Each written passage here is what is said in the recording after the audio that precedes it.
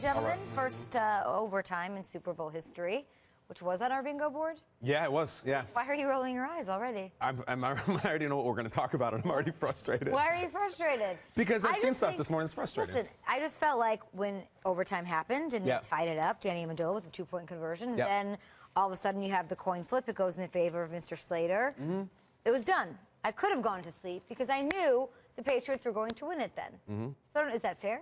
Yeah, I think it's fair to say. Yeah. I mean, here's the thing. Is the rule fair? This idea this morning, you guys, that like, oh, well, the Falcons never got the ball. We have to change this rule.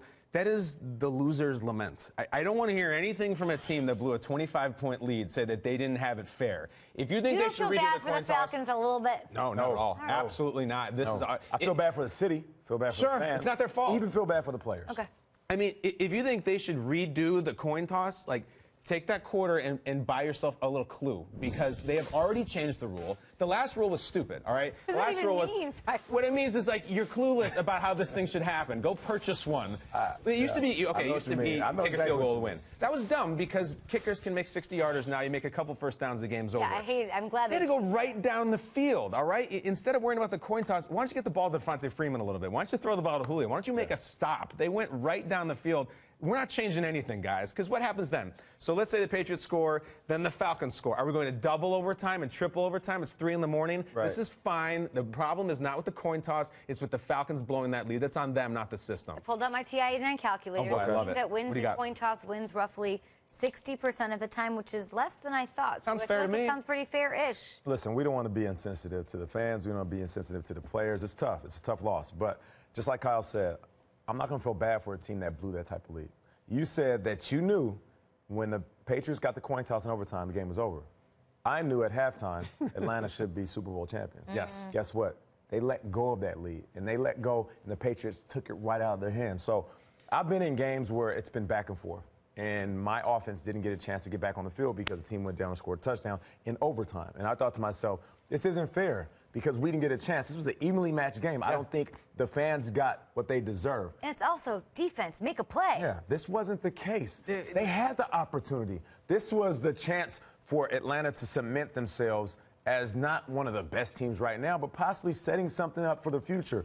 So for me, I agree with Kyle. The rule is in place, and I'm okay with it as is. Now, if they did change it, and they said, okay, each team has a chance to score, I'll be fine with that too. But I don't want anybody at home to sit there and say, oh, well, you know, it's messed up because we didn't have an opportunity. Tails failed. If you're an Atlanta's fan and you guys got the coin toss, you would have been celebrating too, saying the game's over. So it is what it is. Peter Schrager, weigh in on this one, would ya? It's the Super Bowl. It's not Boise State versus Wyoming on ESPN 7, you know, on a Thursday night. It's a Super Bowl. We're not getting crazy overtime rules where you put it to the 35. If you're really thinking about it, you want that game to finish any other way, you're really digging hard to find a reason or a flaw with what we saw last evening. It was, for my money, the greatest Super Bowl I've ever seen, greatest Super Bowl I've ever been at. I think the greatest Super Bowl ever.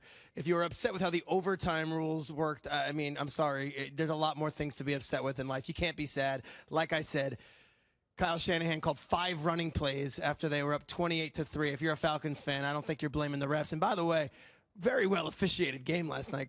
We kill the refs for everything. Carl Chevers and his crew were an A+ home run. So perfect Super Bowl from a objective, just completely not rooting for either team, and a great television event. So to dilute that with 7 overtimes and have hook and ladders and Statue of Liberty is nonsense. Okay. I love the overtime rule. I thought that Brady did it. And the best part about it, I spoke with some of these defensive players after the game, Daron Harmon being one of them, Devin McCourty, our friend of the show, another. Some of these guys didn't even lace up their cleats once the Patriots got the ball because they knew Brady wasn't going for a field goal from Gostkowski. Brady was going in for a score. And Schrager, I think that Boise State-Wyoming game was on the Ocho right after the dodgeball championships. That's right, the Ocho. Schrager, I'm not saying that you were an Atlanta fan, but you did think that they would win this game. What is the emotion that you're feeling today? I can't quite put my finger on it.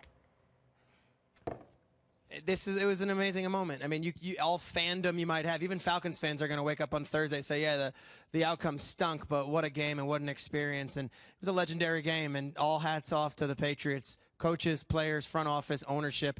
An amazing story all season long, and it finished the perfect way. And when you see Goodell handing that trophy over to Kraft and shaking the hand of Brady, every bucket list item was checked, and Brady did it in the most dramatic of fashions. Just an unbelievable Super Bowl. I'm honored to be a part of it, and I'm honored to be able to get to go to these games. Yeah, I love that you got to be there. Cannot wait to hear stories from the sidelines and you getting to be on the field. And I need to see that footage of you dancing to Lady Gaga as well.